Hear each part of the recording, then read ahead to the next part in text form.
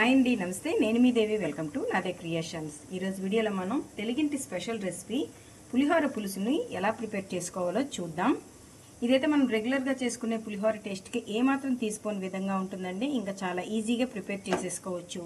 మనకి left over రైస్తో చేసుకోవాలన్నా, లేదా ఆఫీస్కి హడావుడిగా లంచ్ బాక్స్ని ప్రిపేర్ చేసుకోవాలన్నా, పిల్లలు అడిగినా కూడా కేవలం 10 మినిట్స్లో మనం ఈ పులిహోరని ప్రిపేర్ చేసి పెట్టేయచ్చు.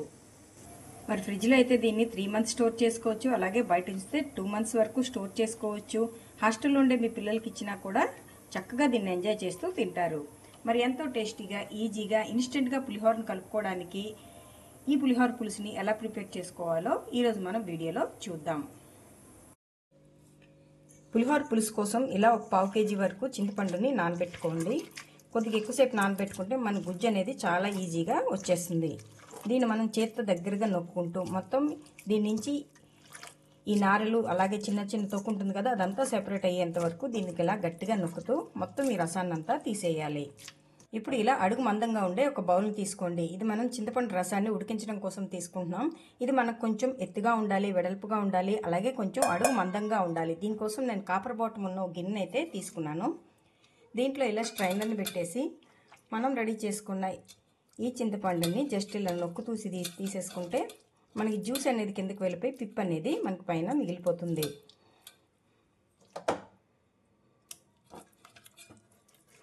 చూడండి, ఇలా మనకి అడుగున జ్యూస్ అనేది వెళ్ళిపోతుంది.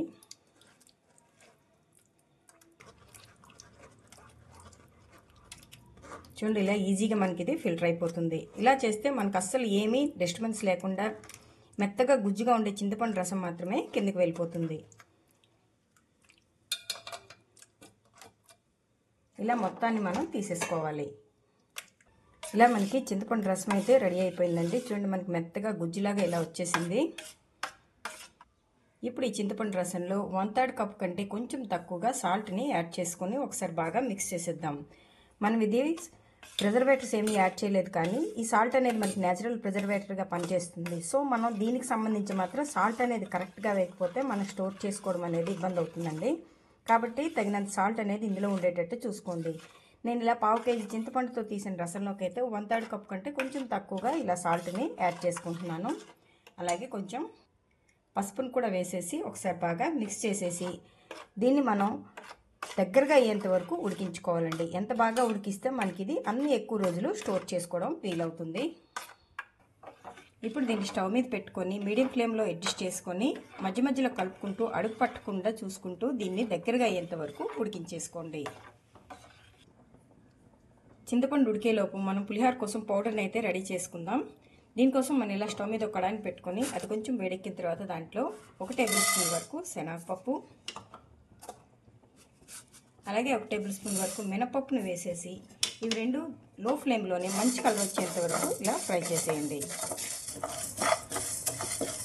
ఈ మినపప్పు శనగపప్పు మనకు కొద్దిగా కలర్ చేంజ్ అయింది కదా, ఇందులో ఇప్పుడు 1 స్పూను మెంతుల్ని వేసేసుకొని మరొకసారి ఇలా ఫ్రై చేసేసుకోండి.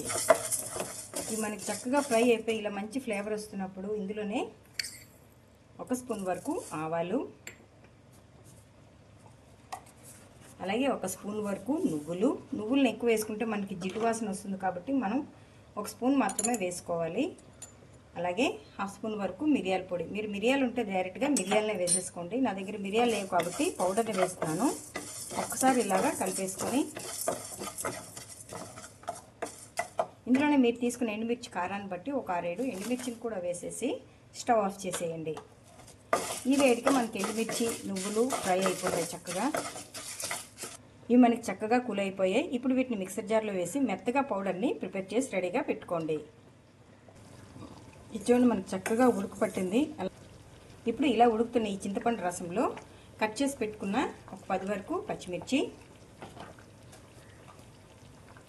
అలాగే దంచి పెట్టుకున్న అల్లాన్ని కూడా వేసేసి ఈ చింతపండు రసంతో దీన్ని మరి కాసేపు ఉడకనివ్వాలి.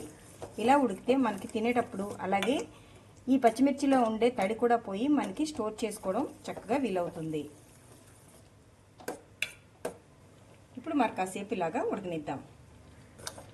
ఈ చింతపండు రసం అయితే మనకి దగ్గరగా ఉడికిపోయిందండి. అలాగే ఇందులో వేసిన పచ్చిమిర్చి కూడా చక్కగా కలర్ మారిపోయాయి కదా. ఇప్పుడు మనం తాలింపుని రెడీ చేసుకుందాం. ఇప్పుడు స్టవ్ మీద కడాయిలో ఒక కప్పు వరకు ఆయిల్ని పోసుకొని అది కొద్దిగా హీట్ అయిన తర్వాత 1/3 కప్పు వరకు పల్లీల్ని యాడ్ చేసుకుందాం. ఈ పల్లీలు ఫ్రై అవ్వడానికి మనకి ఎక్కువ టైం పడుతుంది కాబట్టి ముందుగా మనం పల్లీలను యాడ్ చేసేసుకొని ఈ పల్లీలను ఇలా ఫ్రై చేసుకోవాలి.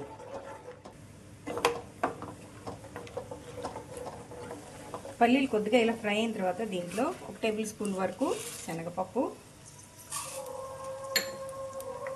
అలాగే 1 టేబుల్ స్పూన్ మినపప్పుని వేసేసి ఈ పప్పులన్నీ కొంచెం కలర్ మారేంత వరకు ఇలాగా ఫ్రై చేసేయండి. చూడండి, మనకి పప్పులన్నీ చక్కగా కలర్ మారిపోయాయి కదా. ఇప్పుడు ఇందులో 1 స్పూన్ వరకు ఆవాలు, తుంచిపెట్టుకున్న 2 ఎండుమిర్చి, 4-5 పచ్చిమిర్చి ముక్కలు. మనం ఆల్రెడీ పౌడర్ ప్రిపేర్ చేసుకునేటప్పుడు ఎండుమిర్చి వేసాం, అలాగే పచ్చిమిర్చి చింతపండు రసంలో కూడా వేసాం కదా, కాబట్టి చూసి వేసుకోవాలి. అలాగే క్రష్ చేసి పెట్టుకున్న అల్లం, కడిగి తుడిచి ఎక్కడ తడి లేకుండా ఆరబెట్టుకున్న కరివేపాకు, ఫ్లేవర్ కోసం ఇంగువ వేసేసుకొని ఒకసారి బాగా మిక్స్ చేసేయండి. ఇలా మిక్స్ చేసుకున్న ఈ మిశ్రమంలో మనం ముందుగా ఉడికించి పెట్టుకున్న ఈ చింతపండు రసాన్ని యాడ్ చేసేసుకుందాం.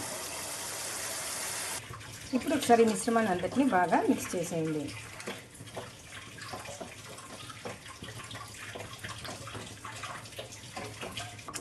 ఇప్పుడు ఇలా మొత్తం కలిపేసుకున్న తర్వాత స్టవ్ ఫ్లేమ్ని పూర్తిగా లోలోకి అడ్జస్ట్ చేసుకొని ఈ మిశ్రమం మొత్తాన్ని ఒక 5 to 7 మినిట్స్ వరకు ఇలా ఉడికించుకోవాలి.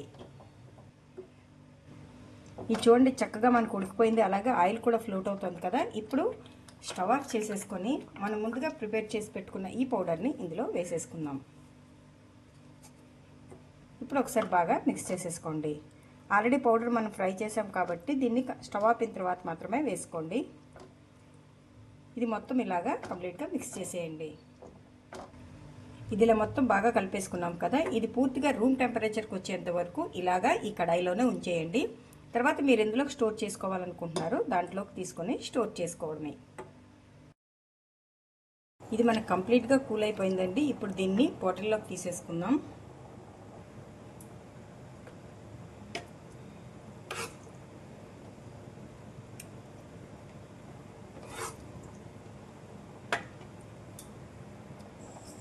అంతేనండి, ఇలా తీసి స్టోర్ చేసుకుంటే మనం బయట అయితే 2 months వరకు స్టోర్ చేసుకోవచ్చు, అలాగే ఫ్రిడ్జ్లో అయితే మాత్రం 3 months వరకు మనం దీన్ని స్టోర్ చేసుకొని ఎప్పుడు కావాలంటే అప్పుడు ఫ్రెష్గా మనం పులిహోరను కలిపేసుకొని ఇన్స్టెంట్గా దీని టేస్ట్ని ఎంజాయ్ చేయొచ్చు. రైట్ ఫ్రెండ్స్, ఈ రెసిపీ మీకు నచ్చిందా?